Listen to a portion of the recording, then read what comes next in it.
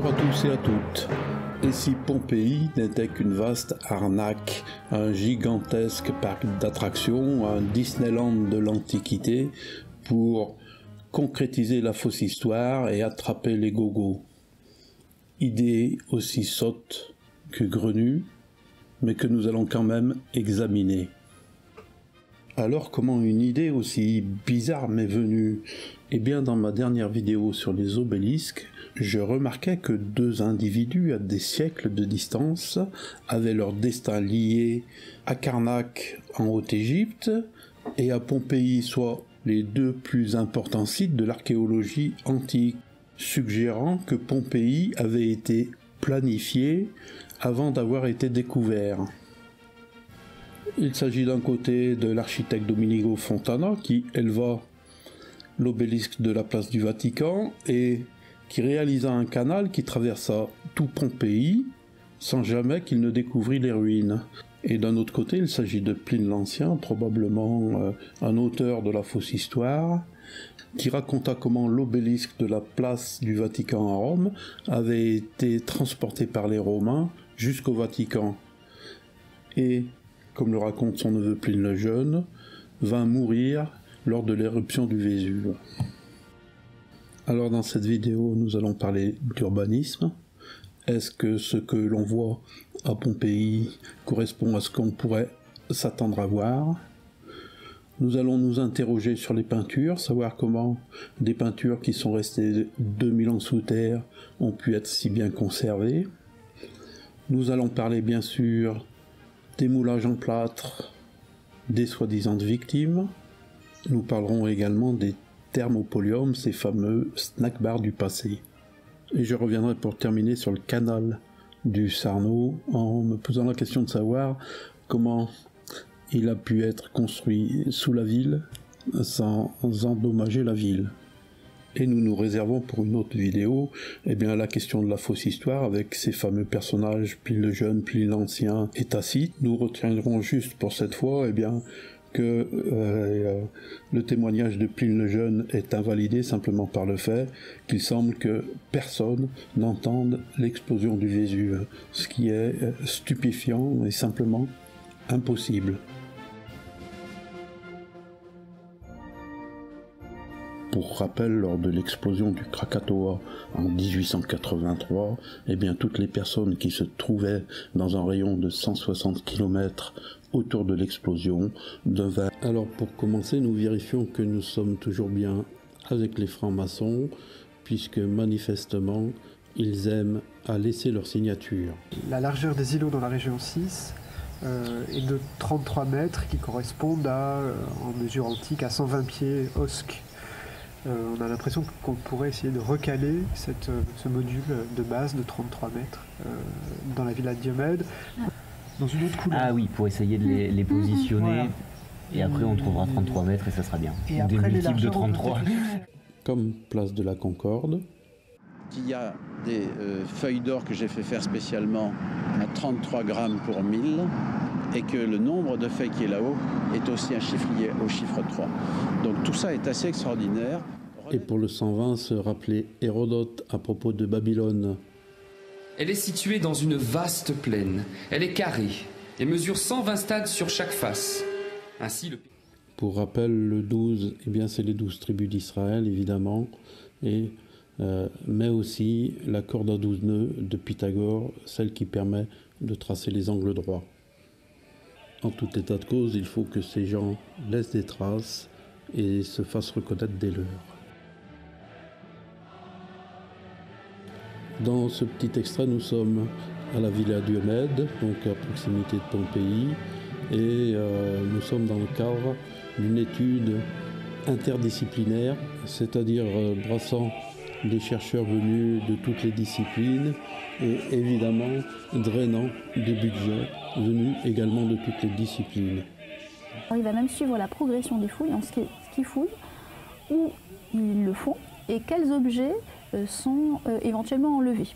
Les prélèvements de mosaïques qui vont être effectués, mais aussi de peinture pour les parties les plus précieuses, par un restaurateur qui s'appelait Canard, dont la spécialité était de les démonter pour pouvoir là aussi les transférer dans les collections royales ou ailleurs. l'archéologie se nourrissant de ses excréments. Alors commençons par faire un petit tour sur place. Voilà, Pompéi est situé au pied du Vésuve, à peu près 9 km ici du centre du Vésuve. Herculanum, dont on a parlé une autre fois, eh bien, se trouve ici, plus près de la côte. Si on s'approche, eh bien, le site antique, le voilà, avec les fameuses arènes dans lesquelles Pink Floyd firent leur fameux concert, et puis là au centre, le lupanar, évidemment, c'est-à-dire le bordel. Donc, si l'on regarde, eh bien, Pompéi, ça fait une distance environ de 1200 mètres, une hauteur d'environ 750 mètres, ce qui donne grosso modo, eh bien, 1200 fois 750 fois 3 divisé par 4, c'est grosse maille, 675 000 mètres carrés, voilà. C'est-à-dire en hectares, 67 hectares, grosso modo, à la louche. Et si l'on veut considérer qu'il y a eu 6 mètres environ de scorie, on multiplie par 6 et ça nous donne un volume de terre de 4 millions de mètres cubes. Ce qui peut évidemment sembler beaucoup, mais quand on voit tout ce qu'on a construit dans le même temps, et quand on voit que ces gens-là bâtissaient les grands édifices du Vatican, il faut penser qu'ils avaient des moyens. Donc d'abord, ce qu'on peut en dire, eh bien, c'est que c'est un urbanisme planifié. On voit très bien ici le découpage des rues qui est fait d'abord et les constructions qui sont faites à l'intérieur. Ce qui n'est pas en fait le mode de construction usuel des êtres humains, parce que les êtres humains construisent autour d'eux, c'est-à-dire que on fait les maisons, c'est la pratique de la ville qui crée la ville.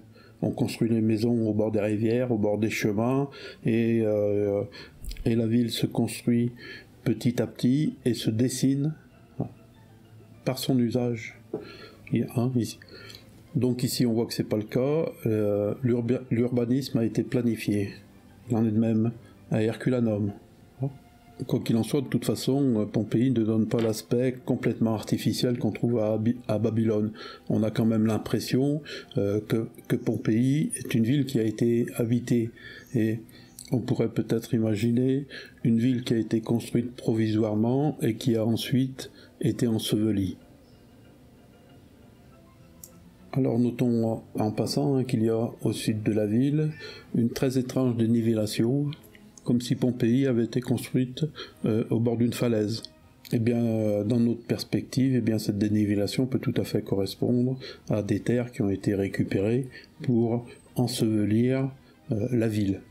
Puisque si Pompéi a existé à un certain moment, il a bien fallu l'ensevelir.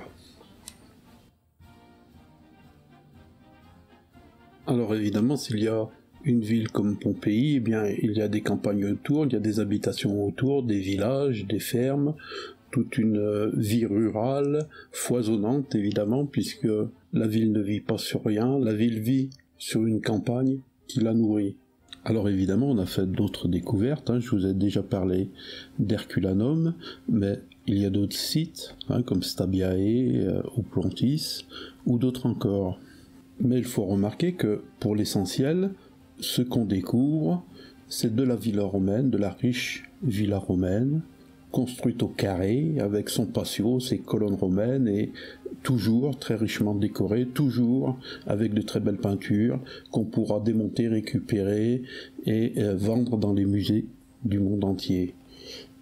On découvre aussi un peu des fermes, mais pour la plupart du temps, eh bien, elles ont été remblayées de sorte que on nous dit qu'on a découvert là une ferme, mais on ne la voit pas. Et quand on découvre des fermes, eh bien, très souvent, c'est des grandes fermes style villa romaine, encore une fois, avec là aussi des riches décorations, des peintures, des mosaïques. Un peu comme si le monde de Pompéi, c'était un monde de riches. Mais un monde de riches, ça n'existe pas. Les riches ne vivent que parce qu'il y a des pauvres qui vont travailler, qui vont produire la richesse pour les riches. Mais un riche, par définition, ne produit pas de richesse. Il accumule une richesse produite par d'autres. Donc la question se pose, où est la plèbe à Pompéi? Alors pour continuer, on va s'intéresser à une découverte récente qui a été faite, celle d'un thermopolium, c'est-à-dire une sorte de fast-food antique. Alors il y aurait beaucoup d'établissements de ce genre à Pompéi. Regardez comme c'est fait, c'est une sorte d'immense jarre qui est enfermée dans un comptoir et on nous dit qu'à Pompéi, ils servaient de la soupe et des eaux chaudes à travers ce système. Des établissements de ce type, il y en aurait 80 à Pompéi, c'est-à-dire que ça serait un type d'alimentation digne de la Thaïlande ou de Bangkok, enfin d'un pays tropical. Mais quand on voit comme c'est fait, eh bien, on se demande comment ils pouvaient utiliser ça pour faire de la bouffe et vendre de la bouffe. En particulier, comment ils utilisaient ça, comment ils les nettoyaient. Est-ce qu'ils se faisaient le feu à l'intérieur? Est-ce que c'était un système de bain-marie? Évidemment, mettre les soupes comme ça dans de tels volumes, eh bien après, on ne sait pas comment nettoyer, on ne sait pas comment vider. Ça paraît assez absurde. Alors on peut regarder ce qui nous intéresse aussi, on peut regarder la qualité des peintures, Ce ne sont pas ici des peintures restaurées, mais des peintures qui sont extraites comme ça, directement par la fouille, des peintures donc qui ont passé 2000 ans sous terre et qui se retrouvent comme si elles avaient été peintes la veille. Alors il s'agit d'un petit miracle et on peut se demander comment ce miracle a-t-il pu avoir lieu.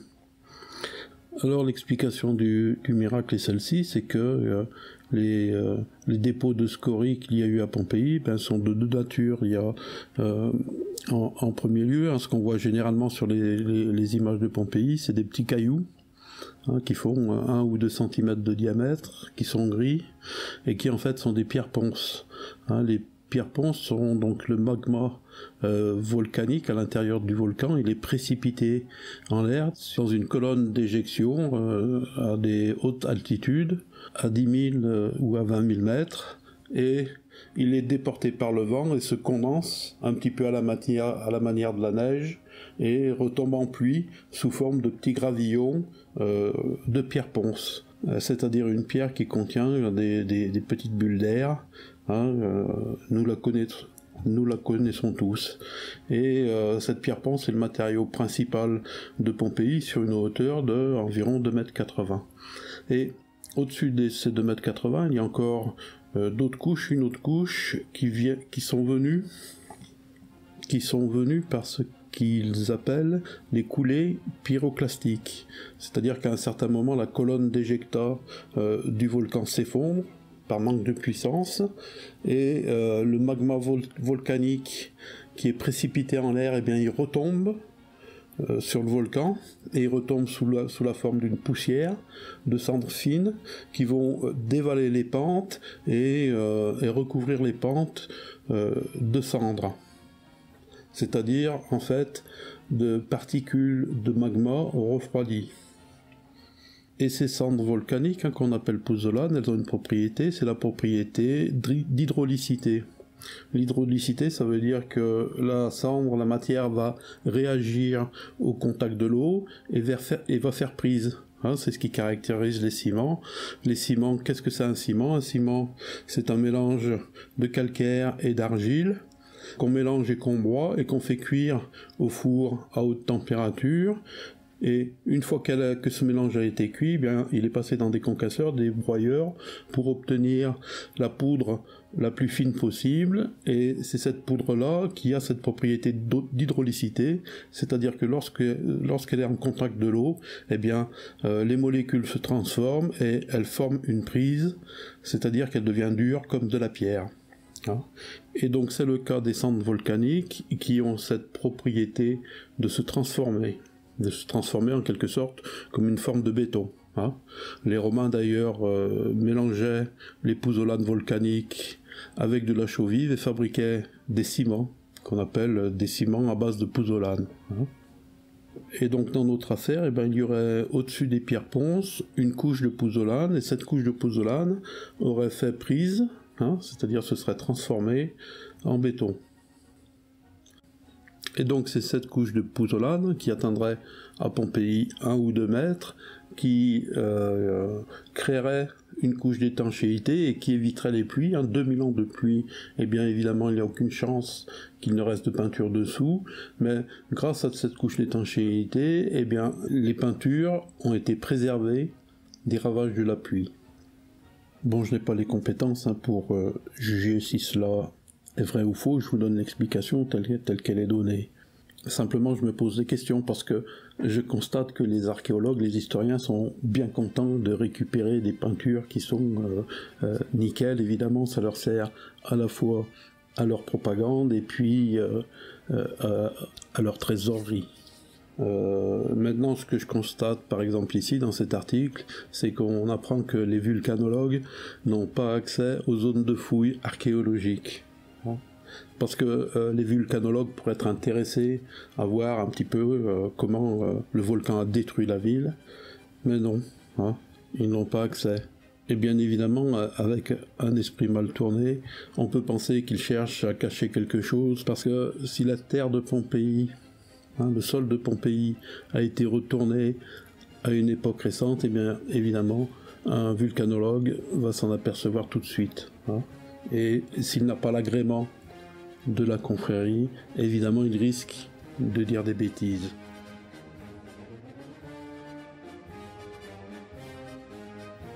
Alors évidemment tout le monde a vu ces moulages en plâtre, hein, c'est une invention d'un archéologue du 19e siècle, aux alentours de 1860, qui a eu l'idée, dans des cavités qu'il trouvait dans la roche, d'y couler du plâtre, et quand on les a démoulés, on a découvert la forme des personnes entièrement conservées au moment même de leur mort. Ce qui a eu pour effet de dramatiser immédiatement la scène, hein, puisque on s'identifie à eux et finalement on absorbe tout ce qui tourne autour d'eux. C'est un moyen d'engrammer en fait des perceptions à travers la manipulation de l'émotion. Alors vrai ou faux, on sait tous comment ça se passe, hein, quand on met un corps en terre, le corps se putrefie et la terre vient prendre la place des matières organiques. Alors ici ça ne se serait pas passé de la même façon, et l'explication est la même que pour les peintures, c'est-à-dire que c'est le fait de l'hydraulicité de la matière, des cendres, qui fait que le matériau fait prise et se transforme au contact de l'eau. Hein. C'est ça l'explication officielle. D'abord, c'est la même question que pour les peintures. Hein. Combien de temps cette prise met à se faire, hein, c'est-à-dire il faut que l'eau pénètre, il faut un certain nombre de choses. Et puis chaque fois qu'on voit ces reconstitutions de corps en plâtre, elles sont toujours présentées dans le contexte de la pierre ponce. Hein, mais la pierre ponce, elle, n'est pas concernée par la prise hydraulique, puisque la pierre ponce a fait sa transformation dans l'atmosphère. Puisqu'elle est précipitée en altitude, et quand elle retombe, elle est refroidie, et au contact de l'humidité de l'air, elle a fait sa prise, et la réaction est terminée. Donc ce n'est pas possible que ce soit les pierres ponces qui créent les corps. La seule possibilité, hein, c'est comme sur cette photo c'est dans un document scientifique, on nous présente bien le corps dans les pouzzolanes. Hein, parce que ce sont les pouzzolanes qui font réaction à l'eau et qui durcissent, et non pas les pierres ponces. Seulement le problème de ces pouzzolanes, c'est qu'elles sont au-dessus de 2,80 m, c'est-à-dire qu'il ne peut s'agir que de personnes qui sont toujours là, après avoir pris 2,80 m de cailloux sur la figure. Ce qui semble assez improbable, hein, et on nous dit qu'ils auraient trouvé 1000 de ces corps et qu'ils auraient pu reconstituer 1000 de ces corps. Voilà, c'est pas sérieux, sauf si avec ces 1000 de ces corps, on peut alimenter une centaine de musées dans une centaine de pays, par exemple. Donc non, les corps en plâtre de Pompéi, il y a rien de crédible, quoi. Le canal du Sarno. Alors le canal du Sarno, c'est un canal qui a été construit par l'architecte Fontana à peu près aux alentours de l'an 1600, soit environ 150 ans avant la découverte de Pompéi. Alors ici, nous avons une carte de ce canal qui va chercher l'eau dans les montagnes à l'est et qui la ramène sur la côte à Torre del Greco. Le but étant de faire tourner des moulins pour non pas pour mouliner de la farine, mais pour animer des sites industriels, des fabrications d'armes ou ce genre d'activité. Eh bien ce canal, nous disent les recentistes, il a fait un détour pour passer par Pompéi, alors qu'ils auraient pu tout à fait tirer tout droit. Et s'il passe par Pompéi, les recentistes nous disent, c'est parce que Pompéi existait avant le canal. Eh bien, cet argument est faux simplement parce que on voit à quelle altitude coule le canal et il y a au nord de Pompéi une sorte d'éperon de lave qui ne permet pas de passer à cette altitude, ou bien il aurait fallu créer un tunnel à 15 mètres de profondeur et traverser tout droit sur environ 1 km, 1 km 600. Et donc ils sont passés par Pompéi pour éviter cette perforation, en fait, ce long tunnel. Seulement ça pose une question, parce que le canal est resté en fonction jusqu'au 19e siècle, et en fait ce canal circulait sous Pompéi, à un niveau plus bas que les murs de Pompéi. On en voit encore les accès dans les ruines même de Pompéi. Alors de deux choses l'une, soit ils ont créé le canal à ciel ouvert, et auquel cas on devrait voir la tranchée du canal dans les ruines de Pompéi, ce qui n'est pas le cas, soit ils ont créé le canal sous Pompéi à travers un système de tunnels, et alors on ne comprend pas bien pourquoi ils ont fait tout ce détour. C'est un point qui reste mystérieux.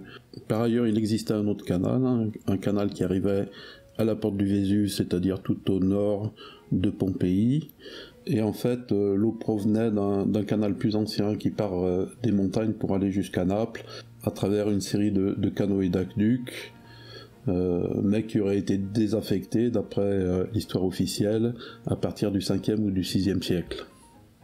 C'est-à-dire comme le reste, Rome disparaît en fait au 6e siècle. On peut penser au contraire qu'il était encore en service à l'époque des travaux de Fontana, puisque le nouveau canal du Sarno était là pour pallier à l'insuffisance du canal de Naples. Mais il est bien évident que Torre del Greco, s'il y avait des moulins à faire tourner, ces moulins tournaient avant qu'on construise le canal du Sarno, puisque s'il n'y avait pas eu d'eau à Torre del Greco, les moulins, on les aurait installés ailleurs, et on n'aurait pas fait venir de l'eau spécialement à travers un canal dans un endroit où il n'y en a pas pour y mettre des moulins. Ça n'a pas de sens. Donc ce canal de Naples qui alimentait le haut de Pompéi et Torre del Greco devait exister au moment de la construction du nouveau canal qui était là pour le remplacer. Bon, donc voilà pour cette fois les différents questionnements qui sont venus à l'étude de ce dossier. Il y a évidemment des éléments qui sont plus probables que d'autres. Nous avons parlé de la question de l'urbanisme, nous avons parlé de la question de la conservation des peintures, de la conservation de la forme des corps, qui nous paraît très suspect. Et bien évidemment, nous parlons aussi de ce canal du Sarno, qui nous laisse devant une énigme.